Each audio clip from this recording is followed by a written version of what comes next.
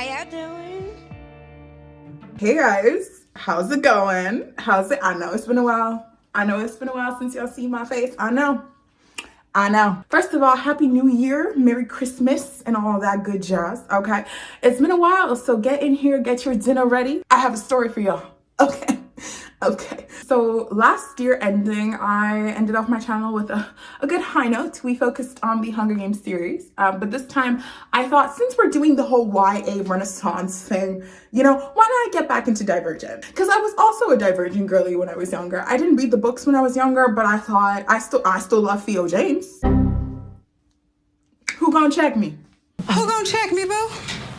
And so as I was trying to read all these books and whatever, I realized that there was a book from our man, the living legend, Theo James. The whole entire Divergent series, but from his POV. And I said, oh, okay, girl. Not him being an Edward. Girl, okay, I'm gonna know what's happening in his brain. Let's do it. And I did it. So here's the unhinged recap. Before we get into it, I'm just gonna say right now, if you guys are asking, Deborah, why are you in this fancy ass outfit for this video? Listen. It is minus 5 degrees outside. I cannot wear this outside. It's too cold. So I'm gonna wear it inside. And that's on that period. Slay. For those of you who are new here, hi, my name is Deborah, student, singer, songwriter, and everything else in between. Hi, how y'all doing? Period. Welcome to the channel where I talk about my favorite movie, TV shows, and I now officially give unhinged recaps, apparently. Yeah, this might be my new hobby. You know what I'm saying? Period. Okay, let's get into it. I'm so excited, y'all. Okay. I don't know how to explain it well, but basically, like, there's different chapters for different timelines within the Divergent book, but also before. So for the first few chapters, we start with the initiate, right? So the initiate chapters are about For's childhood himself, and especially this like a few days before his initiation, where he chooses a faction. Okay, so we start to see For's childhood. Like, right off the bat into the book, we start off heavy. Okay, there's no hello, how are you, no goodbye, no. Our man For, he wakes up from the simulation screaming, as one does. And basically when he wakes up from the simulation, he gets his result from my girl, Tori. Okay, I don't know if y'all can see her. I don't know why I'm bending down, as if that's gonna make it better. But Tori, I didn't realize Tori was in this book for that long, but apparently Tori's been here for a while. Big up to her, slay, love her. And so Tori says that he got a textbook abnegation result, right?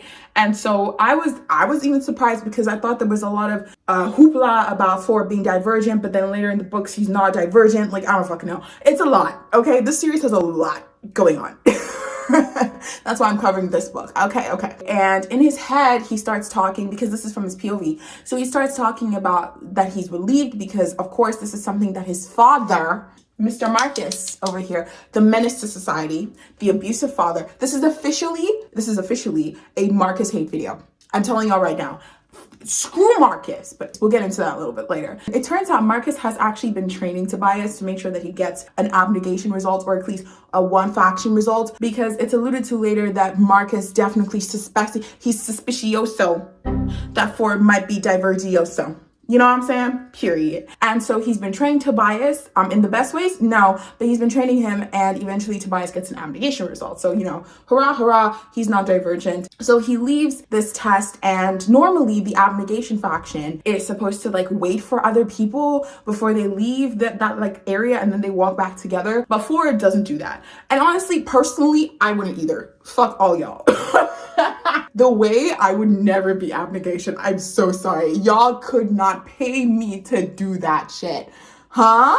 Anyways, so he leaves early, and then he goes down this like pathway, right? Which is also something that Tris does in the books. I don't know why the both of them decide to go down weird alleyways, but I digress. So he goes down this weird alleyway, and then he meets this man from Candor. Well, actually, he thinks he's from Candor, and then turns out he sees black pants and is in an abnegation shirt or something. And so you realize this old man is factionless, right? Right. And so Tobias and this old man have a conversation, which is super weird, not gonna lie. They have a weird conversation, and then this man immediately identifies him as Evelyn, Miss Girl right here, okay? Evelyn Eaton's son. Now, mind you, yeah, that is Tobias's mama. Okay, and he hasn't seen his mama since, like, I don't know, they said she died. So he's like, How do you know my mom? I haven't seen my mother. She's dead. And so the guy looks a little bit surprised to the fact that Tobias says that she's dead. The whole scenario is just a little bit suspicious. So you can definitely tell that there's something up there. But Tobias tries to press on about it, but the guy doesn't really give that much information. Again, he's not really trying to do all that. He's just trying to eat his can of soup or whatever the fuck he has, and he's just trying to live his life. He gives him a little bit of weird advice because they're talking about the faction, and Tobias is like, well, you're factionless. And the guy is like, yeah, I'd rather be factionless than have a faction basically like choking me in the neck. You know what I mean? Like holding me hostage. And that sits within Tobias's mind for a little bit. It's kind of like a confirmation to just tell him he doesn't already feel like he wants to be a part of abnegation. This is just like an extra sign, if you will. Right. But you quickly notice that Tobias is very much alone. And also in his head, he also recognizes that he doesn't really have any friends. And that's because he wasn't really allowed to have that many friends because of this abusive, nonsense piece of trash human being. Okay? Yeah, we hate this man. So he's super lonely. But anyways, he goes back home. And of course, he's living with this piece of garbage human trash. And so Marcus is like, what did you get on your test? And Tobias is like, abnegation, and then he's like, is there anything else? And then Tobias is like, no, there's nothing else. And so then he tells Tobias to eat his dinner, which is plain ass food, by the way. Again, the way I would never be in abnegation. Holy crap. Anyways, so the food is bland. Marcus tells Tobias to go eat his dinner and go upstairs, not to be seen, because he has council members. He has like a council meeting. And again, you can really hear that whole children are meant to be seen, not heard thing from abnegation. You know what I'm saying? To all the people who want to be abnegation, no tea, no shade. No tea, no shade, but actually all the tea and shade. Sorry. So the council members come over that are part of abnegation, and then we find out Triss's dad, Andrew Pryor, he's on the council as well. He actually visits Marcus's house, which is like interesting that in this whole period, like Ford doesn't really remember seeing Triss that much until like way later in the books. But Andrew comes to Marcus's house a lot, but like because he's practically being isolated by his father to go to his room, he never gets to see anybody. And so also as a result, like a lot of people in abnegation have not seen Ford in a while. Or sorry, Tobias. He's still Tobias in this phase. My bad. The council meeting ends, and we find out that Tobias has this like little box of mementos underneath his bed that him and his mom used to collect, where they used to just collect like little like trinkets, things that didn't really have value, but it was just more like they didn't have material value, but it was just more like a thing for memories, you know, which is something that is apparently not allowed in abnegation.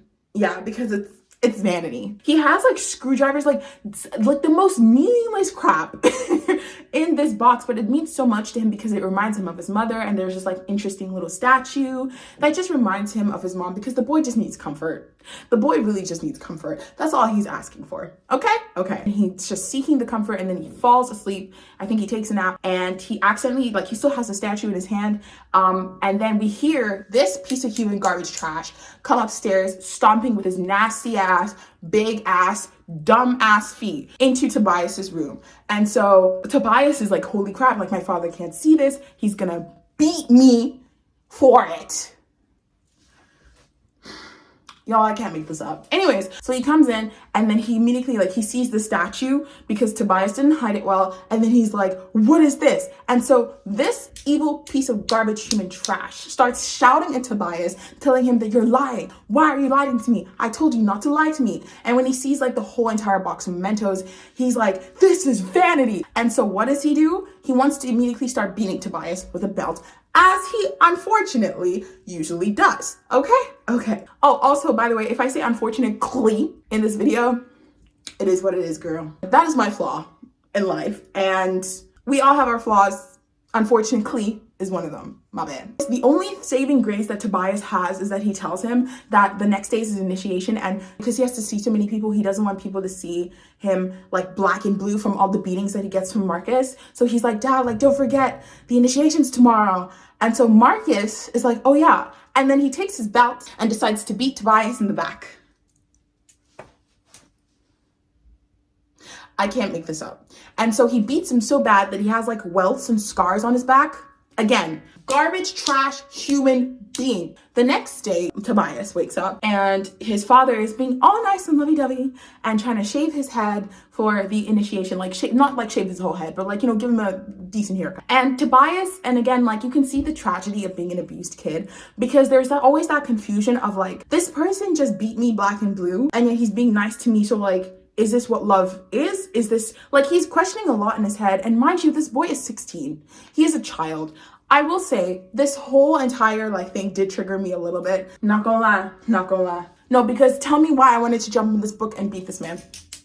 Tell me why. But yeah, so you can obviously see why Tobias doesn't want to stay in this faction, and no shit. But his father is like, you're gonna be a good abnegation. Anyways, so now 4 is like, should I really be in abnegation? Like, he's really questioning a lot, and he realizes like this is his only chance for escape, dog. And he hasn't really had the opportunity to like think about what choosing another faction means until he gets to the initiation. So he gets the initiation place, right? And my girl Tori, Kiriana, she's standing at that like little podium where like you have the bowls and then you slice your hand and then you pour the blood into the bowls. You know that scene.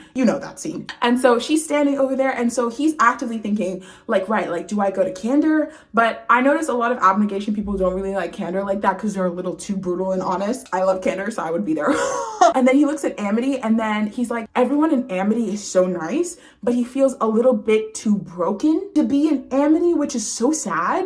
You know what I mean? Like, he's like, oh my gosh, like, everyone there is so nice, but like, I'm not, almost saying that he's not good enough or nice enough or healed enough to be in such a place, because he's still feeling so much anger and resentment, rightfully so. So he doesn't choose Amity. Erudite is certainly not for him. So really, like, his last option, and of course he doesn't want to stay in obligation with his father, so really, like, his last option is in fact Dauntless. So in like the spur of the moment, he chooses Dauntless, and he recognizes that he is free. He's a free man. We stand. So now Dauntless initiation is starting. We love this for him. He never has to see this garbage piece of trash human being ever again. Amazing. Well, at least for now. And so 4 is like thinking to himself, right, like, this is a new place. Like, I can make a name for myself here. Like, I can do shit. And I can also train myself to make sure that I'm not defenseless against my father anymore. Again, considering this place doesn't really have therapy like that, or like any sort of resources that can help you out of psychological trauma and physical abuse, like, I get it. And so he goes into his initiation. He's the last one to jump, which is an interesting parallel from Triss, because she's the first one to jump. But he goes in, and like, everyone's like, oh, like, he's a stiff, because it's still kind of rare to have someone from abnegation join Dauntless. So it's very interesting. Here, the menace to society that is about to become Eric is also in the same initiation class. Yes, girlies. And let me tell you, he's a menace to society from day one. But we'll get into him a little bit later. So in this like initiation class, he now meets this person called Amar. And the thing is, I used this random photo of this man. If you guys know anything about the Vampire Diaries series, you'll know that this is Marcel from the originals. But when I went on the Divergent wiki, there's no photo for what Amar looks like. And this is literally what came up. So that's what we're doing. Slay. I just wanted you guys to have visuals of what this person looks like. So he meets Amar, and Amar is like super observant of our man 4. And I will say, this Dauntless initiation is so much nicer and so much better than like the Dauntless initiation that Triss has to go through, because Eric is not a leader. So this version of Dauntless is actually quite nice. Like, do people still get cut eventually? Like, yes, but they start with the fear simulations rather than like exhaustive training and fear mongering tactics like they do in the Divergent films and books. So like, it's much more better. They start with the fear simulations. And so Eric, the menace to society, goes up first, and I think he has 12 fears or something, but he's like super weirdly composed throughout all of it, like a fucking psychopath or sociopath, I'm not really sure. And so everyone's like, even 4 is like, this is somebody to definitely watch out for, because Eric's kind of watching 4, and 4 has to start watching Eric. Also, Eric knows a little bit about 4's history, and that he knows that Tobias's father is Marcus, who is a leader of abnegation, because remember, Eric is erudite originally, and so erudite and abnegation have super beef with one another. Don't forget that. So like, Eric is like, what is this stiff doing here? Like, but you know, he doesn't say that, but that's the vibe. You know what I'm saying? Okay. When it's 4's turn to do the simulation, 4 succeeds. He slays, because he only has 4 fears, which is where he gets his name for, right? Amazing, we love that. And his 4 fears are heights, like tight spaces or claustrophobia, like violence within himself where he has to shoot someone every time, and so he's afraid of his like violent side coming out like his father. And the 4th one is his father, and he only has 4 fears, that's it, which is legendary in this like faction. Like the record was 8 fears, so for him to only have 4, legend shit, you know what I'm saying, period. And so 4 slowly realizes that actually like this is his, first of all, it's his new family, it's his new faction, but he's also low-key getting respect here. Now this is where my personal notes came in, because he has to interact with like a lot of other initiates, and you realize very quickly that 4 is actually a very awkward person because he's had no ability to be able to have social skills amongst his peers in abnegation. Why? Because his piece of garbage, trash human being of a father never allowed him to go outside properly or have friends. So a lot of the times when people admire him, he doesn't really know why people like look at him and are like, oh, you know what I mean? Because everyone sees this child like excelling and they're like, dude, this guy's amazing. He only has 4 fears, that's badass. But 4 doesn't really see it like that. And so he actually tells people to like shut up and like buzz off. And I'm like, 4, sweetie, that's not how we make friends. That's not how we make friends. But it really takes him a while to like get comfortable. And a lot of the times Amar, our man over here, has to tell him like, yo bro, you need friends. Like people are not gonna like you if you keep on acting like this. And so 4 is like okay, it takes him a while, but he eventually gets there. Also, one of the reasons that Amar becomes a little bit of an important figure later on is because Amar is the one who is in charge of his like initiation group with 4. So like he can also see his fears in the fear simulation. And Amar sees very quickly what 4 has had to go through living with his father. So he's like, oh, that's why you're like that. Ooh. And then he, in his own way, because Amar cannot express his feelings as well. I don't know if it's because they're both men, or they're both dauntless, or they're both men and dauntless, you know? Because a lot of dauntless people also don't share their feelings like that. But I also feel like as men, it's kind of harder. I don't know, man. I don't know. I'm not a man. For me personally, I would have been crying. I would have been in tears. So Amar like recognizes this, and in this weird way, well, not really weird, in this wholesome way, actually, let me not be mean. In this wholesome way, Amar sort of becomes like a pseudo father figure for 4, even though he's not really an emotional person like that. And he like watches 4, and then he tries to like tease him. He's the one who ends up giving him his name, like a father figure in a weird way, and a sort of rebirth in the faction of Dauntless. So Amar's really looking out for 4. And it's really super wholesome. And honestly, I love it for 4. The reason I say that Amar is not really in touch with his feelings is because Amar has his own baggage of his own. If you guys watched my previous Dauntless video, I talked about the elder suicides that happened within Dauntless.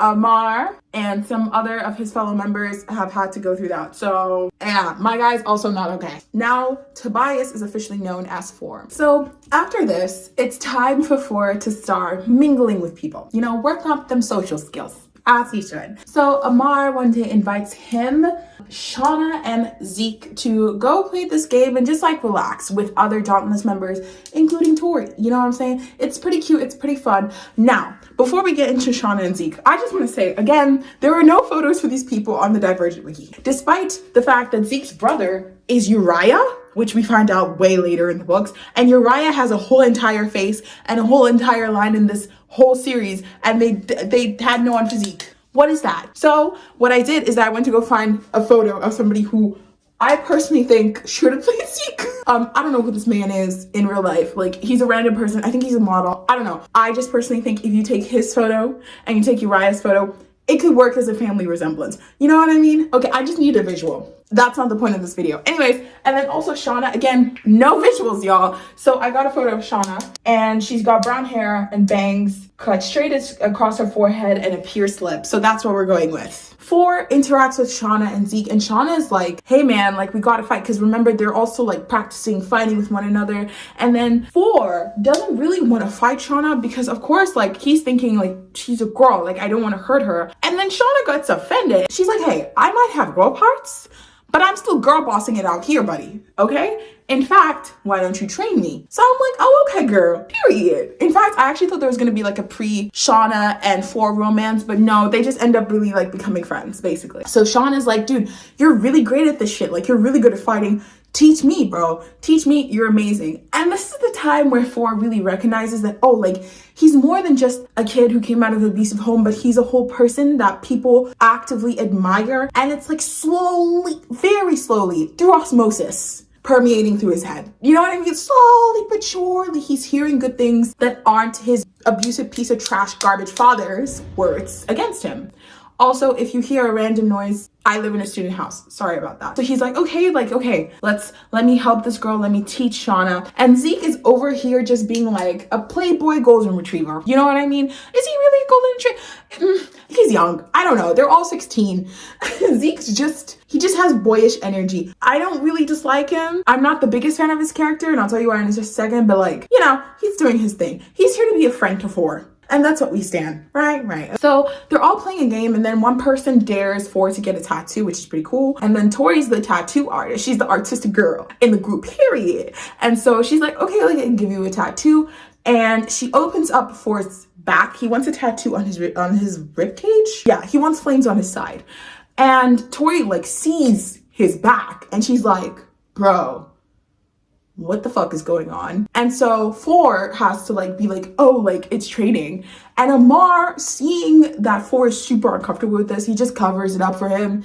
And he's like, yeah, like, it's training. But the both of them, these 2, know that it's not training, okay? And Tori also knows that it's not training, but she doesn't question it. Like, you can't make somebody talk about something that they're not comfortable with. And also, Dauntless is not that kind of faction. So like, they just kind of keep things to themselves, which is such a missed opportunity, but I digress. Anyway, you know, 4 gets his first ever tattoo. He has drinks with people. He ends up super hungover, and he's starting to finally ease into like normal life. You know what I'm saying? So he becomes friends with Shauna, and then they start training, and he starts training her well. This is where he notices that he has a penchant for training people and teaching people stuff, you know, especially with fighting, because it comes naturally to him, I guess. And so he just like, you know, he's like, okay, I can actually do this. Like, I can actually train people. This is quite interesting. I actually like helping other people in this way, right? Slay. We love that for him. We love that he's discovering parts of his personality. Slay. While he's training with Shauna, something funny happens where like she wins her piece of training, and then she's like, thank you, 4, and then she kisses him on the cheek, and then 4 doesn't know what to do because PDA, of course, was never allowed in abnegation. And it also like, it kind of made him uncomfortable. Like, he didn't know. He was like, oh, this is new. This is a new emotion. What is this? This is new.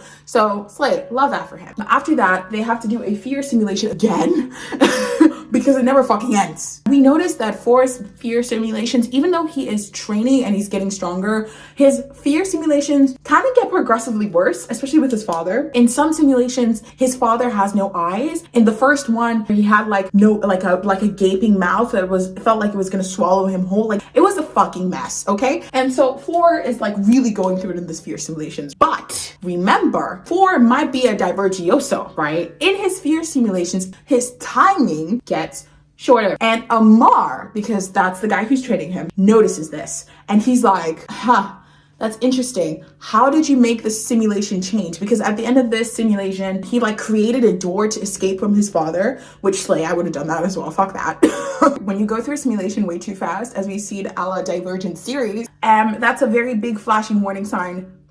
That's a very big flashing warning sign that something's up. And also when you go through them and you create shit, yeah, that's Divergent mess, okay? And so Amar sees this and he's like, hey, I thought I was the only one who creates something in a simulation.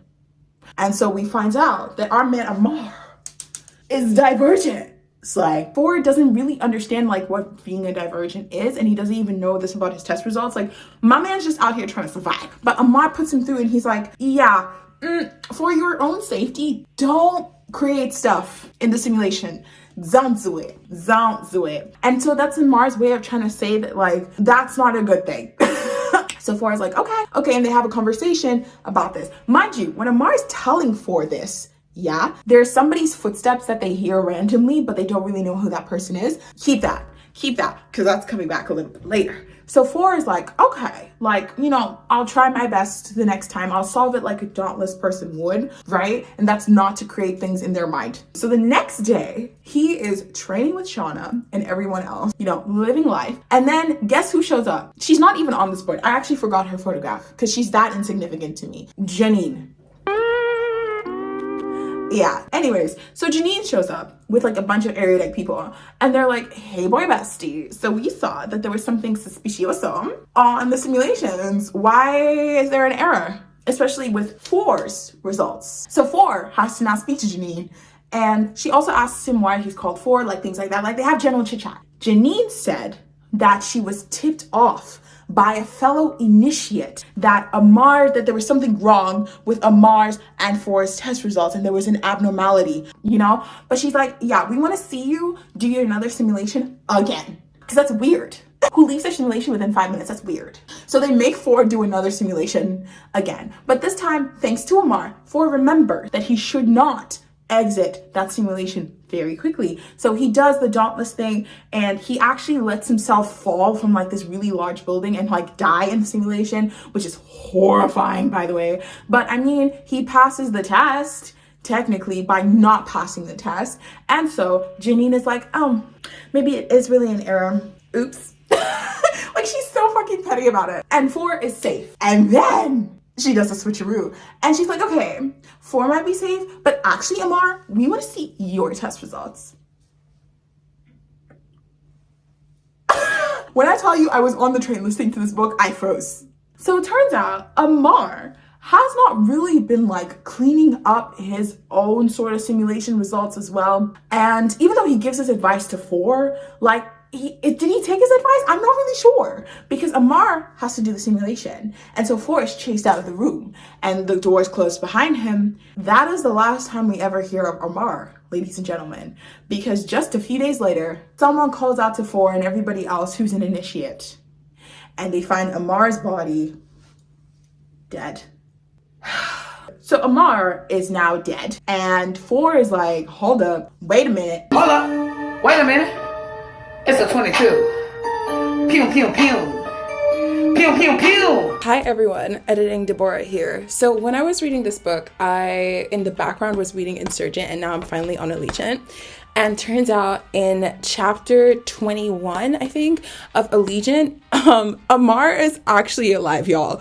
I'm not fucking, like, it was literally surprise, surprise. I don't know how to make this up. He is alive and turns out his death was actually faked by Triss's mom, I think, Natalie Pryor, because they found out he was divergent, and he was able to escape and now he's living a good life. Like, my man, y'all had me there.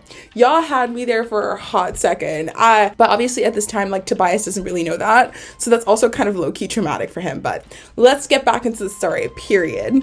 Janine said that she was tipped off by a fellow initiate that there was something wrong with Amar's and 4's test results and there was an abnormality. So that means that somebody snitched. And who would be smart enough to snitch to erudite about test results than the previous erudite person himself, Eric? Ladies and gentlemen, Eric is a motherfucking snitch, okay? And 4 knows this, but 4 cannot tell anyone else. So 4 like sees this, and I feel like Eric knows that 4 knows that he snitched. You know what I mean? He goes to Eric and like they have a little confrontation, but this guy has to keep it smart because Eric is so nosy. He is so nosy, a fucking menace to society, y'all, for real, for real. And so he has to like also be careful not to give himself away, but he's also super pissed at Eric, you know? I know you might be thinking, why does Eric care enough to have to tell about this guy and this guy's results? Well, while they're in their initiation, remember they're being ranked. So 4 is actually Eric's like biggest competition. They're like battling between first and second place because 4 is outstanding and Eric is coming second place, and Eric hated 4 from the beginning. But also when they had a fight where they had to like fight against one another, 4 beat the crap out of Eric, beat the shit out of him. And what was special about that fight is because 4 was the one who actually willingly stopped the fight and left because he beat up Eric so bad that he was like, nah, dude, I don't have to do it anymore. You're wrecked. And Eric had to go to the fucking hospital. So Eric has been super pissed and pissy about that since. And that's one of the reasons why he snitched on 4. Now, is this completely elaborated? No, but we can put 2 and 2 together. We're smart girlies on this channel, okay? So we now know that Eric is snitch 101. He's also gunning for like top position because Eric loves power. Eric loves power. He doesn't really care about like dauntless ethos or whatever. He's here for the power. Sadism, I don't know what to call it. And 4 doesn't really care about that kind of stuff, but Eric does. So he sees everyone as competition. And by knocking out Amar, he also knocks out a dauntless leader.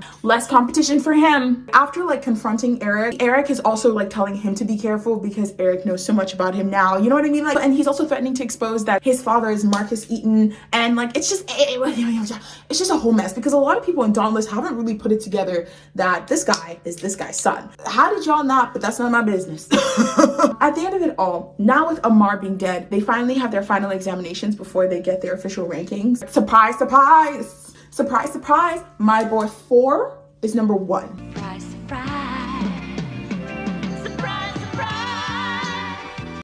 Period. And Eric is number 2. Of course, 4 is super happy about it. And the higher you get ranked on the initiate like membership thingy, majiggy, I don't even remember what it's called. The higher you get ranked, the better access to jobs that you have. Like if you get higher ranked, you get like the top pick of the top jobs. Like you can be a leader, you can be like, you can choose whatever you want to do. And if you get lower rankings, like you're assigned to less like cool jobs. You have to work in like the technical room, or sometimes it's cleaning. Like you don't really know. He also gets a great apartment. So slay. But as they're like everyone's celebrating, he just goes off to like the rooftop where that train in the first scene is, right? And he's sitting down and then he notices someone who looks like his mother that is in the train. And then he's like, that's new. That's suspicious.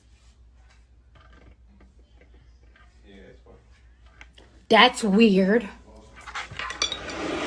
But like they don't interact and the train just passes, right? But he thinks like, okay, maybe I'm being delulu, you know, maybe it's the delusion of everything. So that never really gets addressed for a minute, but we'll get to it. My man he's gotten himself an apartment. Because remember that he's one of like the top ranking initiates. So you really get like a lot of benefits by like doing well in this faction. Slay. I love that he's moved out. I love that he gets his little apartment. Slay. Like, and then he reflects, oh, he really recognizes that he has a lot of abnegation ways when it comes to making like a home. But you know, my man's neat. Slay. Love that for him. And so Max comes to visit. This guy. So Max comes to visit him and he's like, hey boy bestie, so you're really good and you're like the top initiate. So do you want to be a dauntless leader? And 4 is like, this is new. Interesting. But then he remembers that being a dauntless leader would also mean that he would have to see his father because all the like the leaders that represent the different factions have to meet with the council, and then you know they meet the council. One of the biggest council members of abnegation is Marcus, so that means he'll have to constantly like see his father, and you know he's a little bit traumatized, as anyone would. He like really battles it in his mind, but he's like, I've been offered this position and it's such a big deal, you know, so he's like, let me try it out. You know what I mean? Also, Max is like, you're not gonna turn this down because it's such a big deal. But honestly, my man 4 is just trying to survive. You know what I'm saying? You really get the idea that 4 he doesn't really care about power like that. Like my guy is he's just here to survive, period. But he's like, let me try it out. Let me try it out, see how it goes. So Zeke and Shauna are also like, I remember Shauna's doing border patrol or something, or patrol of some sort. And Zeke is in the control room. This comes back later, so remember that. And for the most part, this is where things are kind of like the most normal before they pick up and they become chaotic again. But my man Zeke, I forgot to mention because it wasn't important at the beginning, but Zeke and Shauna have been having like a little flirtationship going on, right? And so my girl Shauna, like they've been teasing each other, they've been poking each other, you know, having kikiing in the cafeteria, you know what I'm saying? So my girl Shauna's thinking like, right, like my man.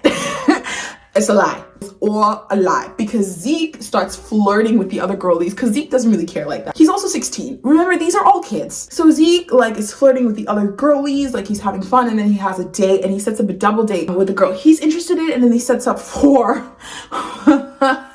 He sets up 4 with a girl. He sets up 4 with her best friend, which of course makes Shauna jealous. Now, side note, this is completely like petty drama, but I just wanted to say, personally, if I was me, because when Shauna like finds out about this and she gets super jealous and she like stands up from the cafeteria table and she's pissed. But personally, if that was me and I was Shauna's best friend, I would say, girl, stand up. Stand up and go get you another man. You deserve better. You're fun, you're sweet, you're smart. Stand up. Not this 2024. Period. I need to stop. But it's true. Like, the way I was, Shauna, stand up. But anyways, I digress. 4 goes on this date. It ends up horribly for him because he's socially awkward and he doesn't know how to talk to a girl. And then he now accidentally lets it slip that the only reason he's here is because Zeke wanted to date his friend, which is not what she had heard. And so she like gets super offended, rightfully kind of so, and then it just ends really bad. And then 4 just has his first date experience, but it's not great. It's okay, we'll get there, it's fine. But yeah, after this date fiasco, 4 goes back into his room, and then surprise, he's noticed that someone has been in this room because there's like a broken glass inside his garbage, and he remembers that he didn't break any glasses like that. So who the fuck broke into his room and broke them damn glasses? Because it wasn't him. So he's like trying to find out who this person is who broke into his room. But then the next day he doesn't even have time to think about it because he now goes to the meeting of the new candidate Dauntless leaders, basically. And so the Dauntless leaders are now having to be trained into doing administrative stuff, which is interesting because that's not really a Dauntless thing to do. On a human level, I think that's quite ridiculous because like you need to file administrative work at some point in your life, no matter what you do. But like, it's not a Dauntless thing that much, kind of. I don't know how. I don't understand this world sometimes. You know what I mean? But anyways, so Max like gives everyone a questionnaire to fill out, and 4 really like questions his whole life because he like looks at the page and asks him so many questions, and he's like, no one's really asked me these many questions before. So my man's still going through it internally. You know what I mean? When he's filling out the questionnaire, he also, in this training program, not on the same day, but in the same training program, they also have to learn like how to use computer skills, how to like work with things that are considered more erudite, right? And so because Eric, the menace to society that he is previously erudite, so he starts making fun of 4, and he was like, did they even have computers back in abnegation? But lo and behold, my man 4 is one of the top 3 people to fill out that questionnaire and do all the tasks needed because he's a smart human being. And also what Eric doesn't know is that one time 4 went to do like some sort of volunteering, and he ended up having to do it with an erudite woman, and then he learned computer training programs. So like my man 4 has hidden knowledge, period. But Eric doesn't know that, and 4, like, he usually does slays. And Eric is pissed, but what else is new? You know? So anyways, he finishes this day, and then he goes back to his apartment, and lo and behold, there's now a note in his apartment. The same person who broke in must be the same person who had the note, sweetie, because we don't know who this is. And it tells him, there's like a riddle on there, interesting riddle, but it's only something that Tobias would know. And he's like, oh, so if someone knows about this, it would either be his father, because only his father has that kind of information about him. But lo and behold, it ain't his daddy. So now this guy's like, who is this? Who is breaking into my apartment like this? Okay, this is supposed to be Dauntless. Aren't I supposed to be protected? What the fuck's going on? And so he goes to Zeke's controlled training room thingamajiggy, and he asks to go see footage. And he asks to like use the equipment to go see the footage to see who is breaking into his apartment, right? So Zeke allows him to do that, even though he's not supposed to do that because that's against his job. But he like scoots over and allows him to use it. And then 4 is looking through the footage, right? He's like, who the fuck broke into my house? And then he stops. And then he sees something that is not about his apartment footage at all. He sees an interesting piece of footage between Max and Janine and her photo in here. And so he like puts the earphones in, trying to listen into the conversation, and he like listens, and they're deciding about choosing Dauntless leaders, right? And they're kind of like listing, you know, like criteria about, like, he's talking about choosing Dauntless leaders, like sort of Dauntless leaders that would appease Janine. And we're like, wait, hold up. Wait a damn minute. What does Janine care? What does an erudite leader care about a Dauntless leader? Weird. And immediately 4 is like, he kind of pieces together that everything that they've been doing as the leadership training program has been very erudite-esque. And so he's like, wait a second. So is Janine trying to influence these things? But he can't really piece it together just yet. So after seeing this footage, like, he's on a time, so he has to go. He can't stay in this control room forever, you know, so he has to skedaddle. And so he doesn't tell Zeke about this because, of course, like, it's illegal. It's a no-no to be spying on people like that. Only if you're in the control training room, and you can't look back at past footage without a leader's approval. So no, he ain't supposed to be doing that, but he did anyway. And so he goes back to his apartment, and then he waits for the specific time, which is a Wednesday at 2 a.m. after solving the riddle. And so he goes back to that same place by the train, and he goes to wait for this mystery person. Now, personally, I thought it was going to be his daddy, because I was like, but at the same time, I thought this man doesn't really care that much. You know what I mean? Like, he's not, if you were really a caring father, no, like, it isn't him, but it's somebody else. And surprise, surprise, it's his mama. And so she jumps out of the train and she's like, Tobias. And Tobias is fucking flabbergasted, because what the what is what? Wait a minute, hold up. Like, mind you, this boy has been through the most. Okay, and he's just finally feeling at home to some degree in Dauntless. Okay, and he's trying to deal with the fact that he has to be a Dauntless leader and seeing his father, regulating his emotions, going through social anxiety, and then his mama pops up from the dead. You're not gonna be okay. You and I.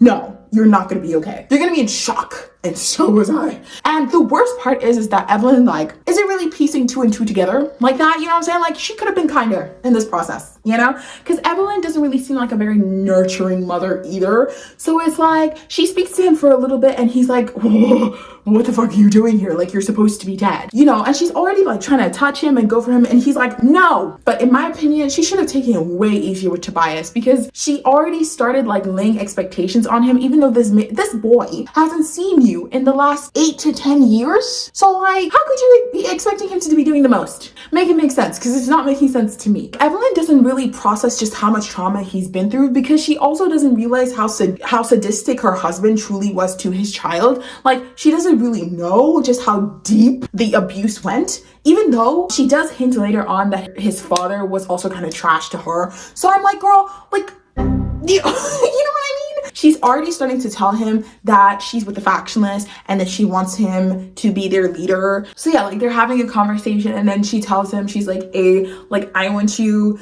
to like join the factionalists, because Janine is like controlling everyone. Janine is creating pawns so that everyone can control. And this is also because like Tobias's mom has been watching Janine, and basically everyone, like, part of the factionalists has been watching all these leaders for the longest time. So they know that there's something happening, right? Evelyn is like, you need to join the factionalists. And mind you, this boy has just finally joined a faction. Like, he's been through the most physically. And then you're just gonna pop up after he's done and then be like, hey boy bestie, hey my son, come with me to the factionless. Girl, what did you expect? So yeah, also, like, he's also dealing with the fact that like he can't really believe that abnegation, and there's like, he can't really believe all of that stuff about abnegation as well. And this is where we find out that Evelyn, okay, well, first of all, she's not dead, but also what happened is that Evelyn left the abnegation faction, right? Like, they were on the verge of like, I think they were on the verge of trying to exile her, because she didn't really like the group. She didn't really like what was going on. And then her husband was a piece of trash, you know? So like, double homicide basically. And instead of the abnegation faction to just recognize that his mom just left and that's that, the abnegation, including Marcus, decided to get together to create a funeral and pretend that Evelyn was pregnant and she's dead, because they would rather her be dead than leave their faction. I can't make this up. Don't forget, Marcus knew that his wife wasn't dead. All the abnegation members knew that the wife wasn't dead, right? But these people gathered together and decided to create a fake funeral to confuse this boy and tell him that his mama was dead. I need a refund for this whole entire experience. No, in fact, Tobias needs a whole entire refund for this whole fucking experience. This was garbage. Tobias is dealing with this. He's dealing with this in his head. Like, he's going through it in circles. He doesn't know what to believe. You know, like, why? Well, I thought the abnegation was good, but now it's not, because they all lied about his mother, and then Dauntless, and so what does he do? Because he doesn't know how to self-regulate, he goes to get a tattoo. He goes to Tori and he gets that infamous back tattoo, which we love. But then Tori is like, yeah, man, that's extremely painful, and he's gonna get it on some of his ribs as well. But you kind of look like someone who's a masochist, so like, I'm not surprised, you know? And neither are we. Because you can see that 4 has some masochism tendencies, the trauma. So yeah, you notice that a lot of the times he doesn't know how to self-regulate, so he just puts himself through more pain because it makes him feel more focused. And he would rather inflict the pain on himself than on anyone else. Because, you know, his father would just inflict pain on him.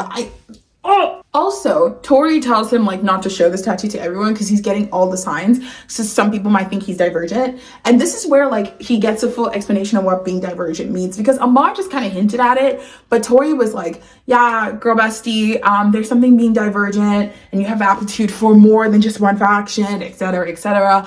And so For's like, oh, okay. This is new. For wakes up the next day and he goes to the leadership training program, and Max is now choosing between Eric and For. If there's so much happening in For's head that my man is really distracted. And so he's late to the meeting and Max is trying to choose between the both of them. And so he asks them like, okay, if you're going to be a leader, what are you going to implement? Like, how can we change this faction? Da, da, da, da.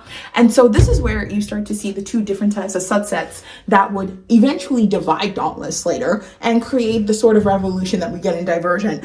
Because Eric, he starts talking about what he wants to do, and what he wants to do is create a Dauntless that is based on fearlessness, but his definition of fearlessness. And I talked about this in my Dauntless video, so I differentiated the both of them, but basically his version is just to be like fearless by making people do more reckless things and do like more like dangerous things that put them in harm to therefore remove fear. The way Eric puts it, you and I both know that that doesn't sound right, because putting people in extreme situations where they're nearing death and not caring about the fact that they died is not bravery or courage. But Eric, what he does, Eric is a good manipulator, that's for sure. Eric is a good gaslighter as well, because the way he talks to Max, he convinces Max very easily. He's like, yeah, like, but this is a Dauntless trait and it's really about survival of the fittest. You know what I'm saying? Like, he knows how to talk because he was previously erudite. But For is like super passionate and he's a kind person and he's coming from the heart. But also Max doesn't want to really hear For's side like that because he's working with fucking Janine.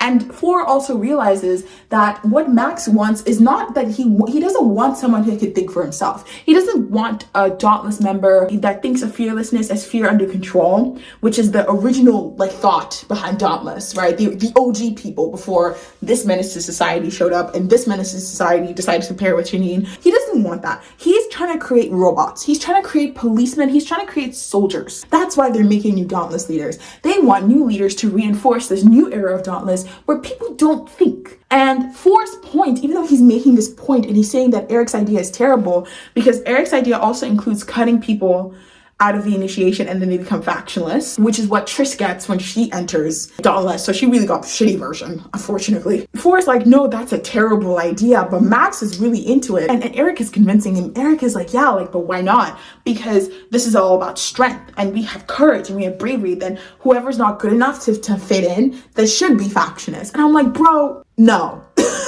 No, he's a good speaker. Unfortunately, for. Unfortunately, babe.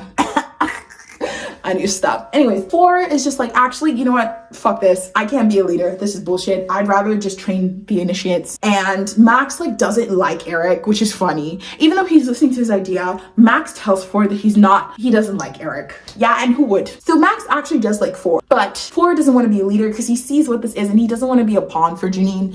And I also feel like that was a good decision because For would have gotten killed faster. He's too passionate, but not that he's too passionate. His passion is actually great, but he's a thinker. That's not what Max and Janine want. So he decides not to be a leader anymore and he's just like going through it in his head. But by the end of this, after he realizes that this is what Janine wants and it's a really like a weird sick plan and Eric's gonna be leader now, he goes back after this meeting, after choosing not to be a leader, and he goes to that same homeless man. So that same homeless man that recognized him when he was an initiate, and he gives him the letter to give to his mother. And so he says, Evelyn, not yet. P.S. I'm happy you're not dead. Which, fair. And I really think it was unfair of Evelyn to come back into his life and have so many expectations of him without addressing his trauma or even asking what he fucking went through or expecting him to just like come back into the fold. No, sweetie, no, we don't do that. We don't do that. Not after you being fucking unavailable for so long. Bestie. No, we can't be doing that. I can't support that. So that ends the chapters of The Initiate. And from here, we now move on to the actual like happenings in the Divergent book. So then part 4 is the last time we get something of chronological order, and I'll explain after this chapter, right? Part 4 is called The Traitor, and it's called that for a reason, because we have a time jump of 2 years after the series of events that happened previously. So skip 2 years, Triss has now come to Dauntless. Slay.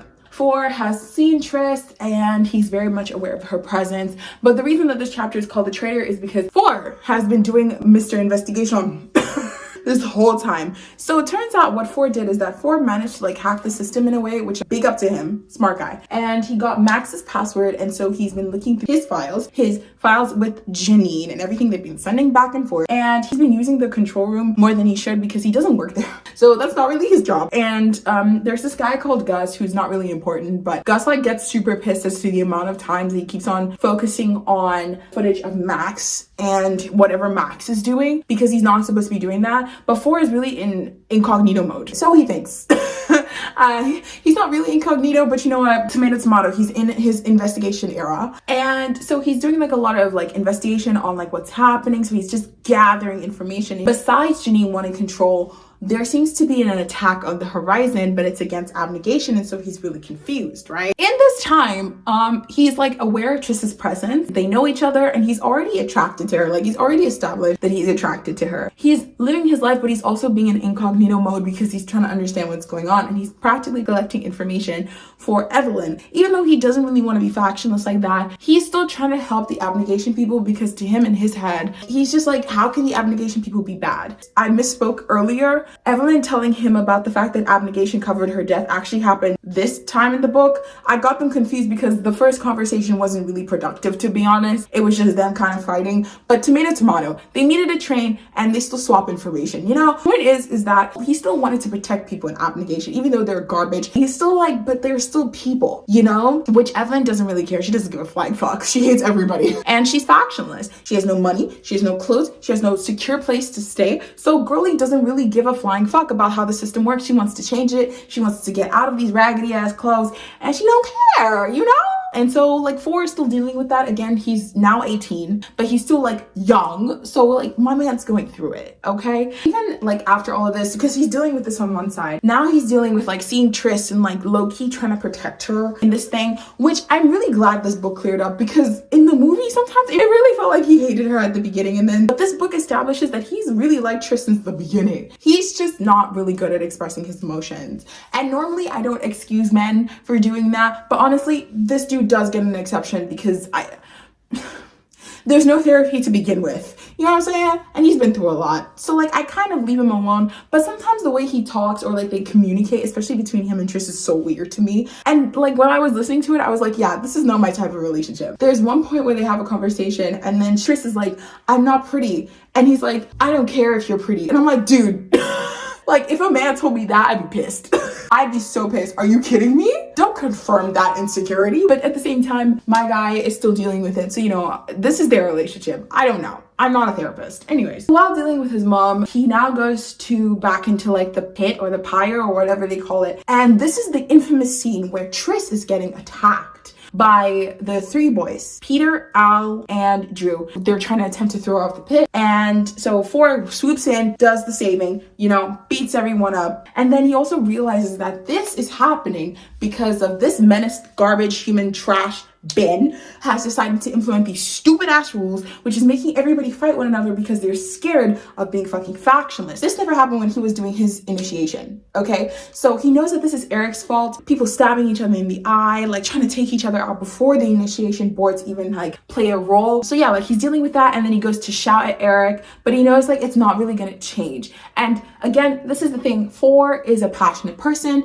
but he's not as cunning and conniving as Mr. Eric over here. So when he goes to Max about this, like Max tells him, he gets a little disrespectful with Max, and Max, who originally liked him, is like, no, you need to calm down. You do not talk to me like that. I'm a dauntless leader. And so 4 realizes no matter how much Max like likes him more than Eric, he's still gonna go with Eric's shenanigans because now he's no longer a leader, you know, so he had the chance and he didn't do anything. Also, he's working hand in hand with Janine, and it's also been 2 years. So yeah, like he can't really do anything, and so he realizes like there's not that much hope here. But then he also focuses his efforts on saving Miss Christmas girl over here so that she doesn't do anything stupid. But after this whole entire situation with Tris and the 3 boys, he gets super pissed about it, and he knows that Max is not going to do anything about it and Eric is not going to do anything about it because he just confronted them about that whole situation. He decides to take matters into his own hands, and he calls Zeke and Shauna to come fuck up Peter. You know what I'm saying? Just beat his ass. Not beat him literally, but they push him against a wall and they threaten to make his life a miserable hell and dauntless if he ever does something stupid like that again. Big up for Tobias. Big up for Four. Big up for Zeke. Big up for Shauna. Love that. Love the iconic trio. We stand corrective justice as it should be. Period. That works, and it shuts Peter up for the most part because Peter is a smart mouth being the candor that he is. And I know for a fact, I'm gonna self-insert myself here. If I was in candor and I fucking met Peter, me and Peter would fight. I don't fight people. Fuck Peter. So after this, everything's fine and dandy. And then everyone is called out to the pit again. And whenever people are being called out to the pit, that means someone is dead. And we find out that Al had taken himself out. He had committed suicide. And it is horrifying for everyone. Like, I remember when Amar passed, Max said something that was really kind of terrifying, that he said that, you know, Dauntless members have a choice and he chose to take himself out. And then Ford was like, that doesn't really make any sense. You know what I mean? But everyone just kind of sees Dauntless people dying and they don't really put two and two together that they might be a pattern of these people that are dead.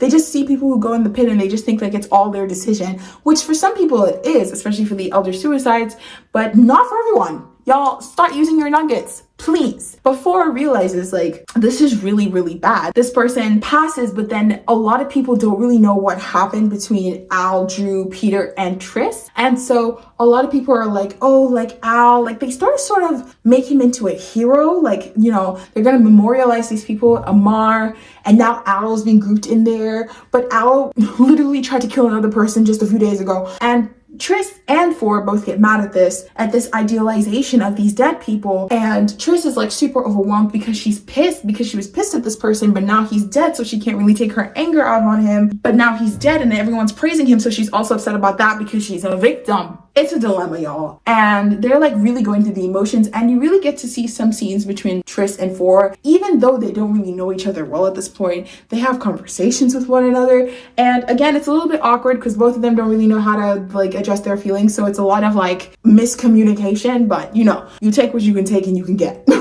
You know, and then Tris starts crying and it's just Ford tells her to like, you know, behave as a dauntless person because it's for her safety at this point. You know, like they really need to keep her dauntless so that she don't die. You know what I'm saying? And then Tris is like frantic, which naturally, it's such a traumatic situation to be in. But Ford's like, girl, like you gotta get it together. You gotta get it together. This is not the time. I don't like the way he goes about it, but I do agree with him. One thing I will also mention about Tris and Ford is that like you hear now that Ford is fully attracted to Tris physically, which is a thing because in Abnegation they never used to wear like tight clothing where you can see someone's figure, but he can see her figure, but he doesn't want to be a pervert, so he's like, oh, like I can't look, but like he's really attracted to her, and that's okay. You know what I mean?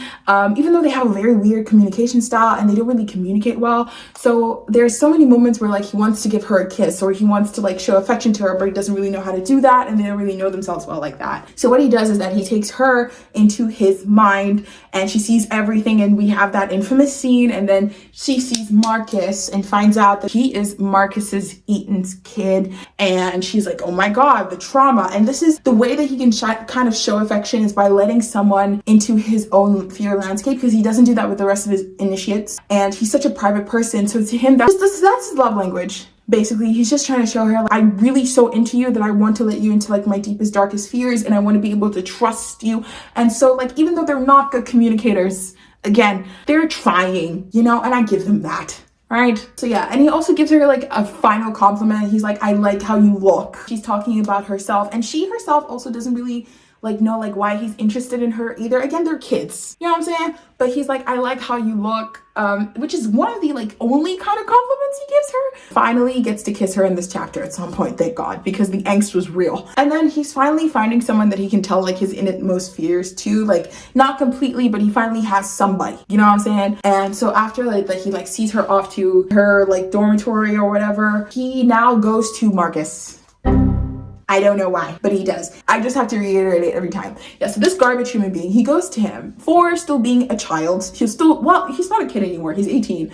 But for still being like, you know, the youthful, caring person that he is. He goes to his father and he's like, hey, there's an attack being planned against Abnegation. Just wanted to let you know. And Marcus is a trash human being about it. He's like, no, that's not true. Like, he starts to insult Four, and Four is just like, hey man, I'm just a messenger. That's what it is. So Marcus has the audacity to try and grab Four, because Marcus is like, how dare you come back here after you embarrassed me and you abandoned the faction. Electric chair. If that was me, Four remains calm, but again, because of the trauma responses, even though Four can literally beat somebody's eye out, he doesn't beat up his father here, but he just like sees that his father is grabbing onto him and he just pulls himself away and he leaves because he's not in the mood for his father's shenanigans. And honestly, big up to him. That's one of the first few moments that you see him really stand up to his father, and that's a really big deal because a lot of people who have been abused or have been in abusive parental relationships don't really have those kind of moments where they can stand up for themselves. So the fact that he's even standing up for himself like that and being able to walk away is a big thing. It's a celebratory thing, really. And I was rooting for him. You know, you don't have to beat up your daddy just yet because he does eventually, but like, at least for now, step by step, you know, we're in recovery. Slay. He goes back and he's still like, hey, like, this person I'm interested in also has family and Abnegation, so he's still on the fence. He's not really in the place to like to join the faction list just yet. He's still on the fence about it, which, like, fair. It's kind of hard for you to like detach from your place that you were born like that. Like, I also kind of get it, but that's kind of what ends this chapter. After this is just a chronological, it's not a chronological order actually. So after this we get some bonus chapters, which is just like 3, and they're extremely short. The first one is that when Triss is the first jumper, he sees her for the first time and he's like, oh, this is interesting because she's an Abnegation and there's not that many Abnegation transfers. Like, it's the first Abnegation transfer that's been there in a while. And so he's like, okay, like, you know that scene where he's like, choose your name, you only get to choose it once? That's basically it, right? He hasn't really accepted the fact that he likes her, but he's like, ooh, this is interesting, right? The second one is Careful Triss, where it just basically goes over the moment in Divergent where he is the like initiation leader, and there was that interesting scene where Christina talks back to him, or she doesn't really talk back to him, she just makes like a snarky remark, and then he goes, like, he went to her in the film and he like threatens her, which for me, I never used to understand that scene when I was younger, but now it makes sense because he explains in the book that he really wanted to be taken seriously, and he also doesn't really like candor like that. So he notices that like with the initiates, if you don't handle them quickly, they'll handle you. So he needs to assert his sort of dominance or assert the fact that he is leader so that they won't undermine him later, which, like, okay, bestie, not sure that's the best way to go about it, but it's Dauntless, so like, I wouldn't even be here in the first place. That's not really my way of handling things, but you know what? You do you, sweetie. I'm not gonna be jumping or hitting people or throwing knives anytime soon, so what do I? And the literal final one is called You Look Good, Triss, where it's just like him recognizing that he's physically attracted to her, and he can see like more of her shape with her clothes because, again, she used to be an Abnegation. And so he's like, oh, like, you look good. And he's a little bit drunk. He's not inappropriate with it. He just gives her a compliment, which is like the first proper compliment in my book that he ever gives her. And that kind of ends the book. It's very much like somewhat chronological, and then it's just extras at the end of it. Personally, how do I feel about this book? I don't know. I mean, to me personally, I liked this book more than I liked the first Divergent book. And I know that's an unpopular opinion, but frankly, I don't know what it is about the first Divergent book, but it's so slow for me. It was so slow, and I hated it. I actually like Insurgent more than Divergent, and I think the reason is because I've watched the Divergent films already. Veronica Roth has this thing where she creates Triss in such a way, or like whenever you're in the POV of the characters, especially Triss gives a lot of details about shit. She gives a lot of fucking details. And if you've seen the film and this is not new territory to you, it gets boring very quickly. And you're like, girl, okay, just get to the point, please. But in Insurgent, because I never really understood the plot point of Insurgent like that, now I was re-listening to it, I was like, okay, this is useful when you're first meeting the source material. Sometimes it's really fucking slow, okay? So my personal order of the books is 4 or Insurgent, Divergent, Allegiant, mostly because I haven't finished Allegiant yet, so I don't know how I feel about that. Personally, this book was cute. I love to see my man Theo James, so it was great to imagine him this whole entire time. Again, slay. I was surprised in this book because they were so young versus in the movies where they're much older. I don't know how I feel about that age difference, but whoever was the casting director for casting Theo James really made a smart ass decision when she or he decided to cast Theo James because it helped this franchise. I'm telling you, there's no other man that could have done this besides Theo James. We wouldn't have been in theaters like that if it wasn't for Theo James. I'm telling you right now. Anyways, thank you guys so much for watching.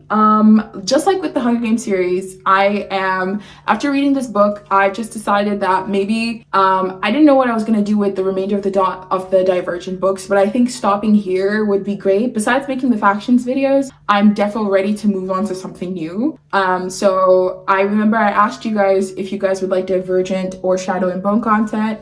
And I also want to talk about Shadow and Bone because I've been reading those books on the side. I have the physical book here, but it's under my stand. So I want to talk about Shadow and Bone because it's one of my favorite series and I hate the fact that Netflix canceled it. I really did. Also, random question. Let me know if you guys would like me to talk about the Game of Thrones series. I don't know if anyone watches Game of Thrones. I'll ask in my community tab. But like, House of the Dragon is coming this summer, right?